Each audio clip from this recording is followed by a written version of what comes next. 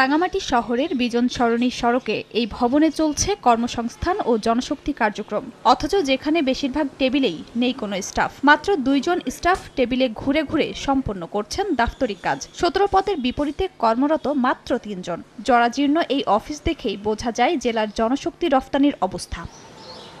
অথচ এই জেলায় রয়েছে কারিগরি প্রশিক্ষণ কেন্দ্র, যেখানে ড্রাইভিং, ওয়েল্ডিং, জাপানি ও কোরিয়ান ভাষা শিক্ষা সহ বিভিন্ন ট্রেডে দেওয়া হয় প্রশিক্ষণ। রয়েছে বিদেশ গমনেচ্ছুকদের ওয়ারেন্টেশন ব্যবস্থা। তারপরেও জেলার জনশক্তি রফতানির হার তলানির দিকে। চলতি অর্থ বছরের সেপ্টেম্বর পর্যন্ত বিদেশ গমন করেছেন মাত্র 505 জন। সঠিক প্রচারণা ও জনসচেতনতা সৃষ্টি করা গেলে এই খাতের যথেষ্ট সম্ভাবনা দেখছেন স্থানীয়রা। পার্বত্য এলাকার মধ্যে প্রচারণার মধ্যে তারা তো আমরা কোনো সময় দেখিনি যে এই অফিসগুলো এখানে কোনো ধরনের কার্যক্রম বা প্রচারণা চালাতে। জাপান বলেন, কোরিয়া বলেন বা সিঙ্গাপুর বা অন্যান্য সেই এলাকার সেই দেশের মধ্যে কিন্তু অনেক জনগোষ্ঠীর সাথে খাদ্য অভ্যাসের মধ্যে মিল আছে। আমি মনে করি সেটাকে কাজে লাগিয়ে এই এলাকার জনগোষ্ঠীকে একটু বিশেষভাবে কাজে লাগানো যেতে পারে। কৃষি নির্ভর জনগোষ্ঠী সেভাবে গড়ে ওঠার সুযোগ নাই। দ্বিতীয়ত হচ্ছে শিল্প কারখানা নাই এখানে, যেখানে মানুষ কর্মসংস্থান হবে।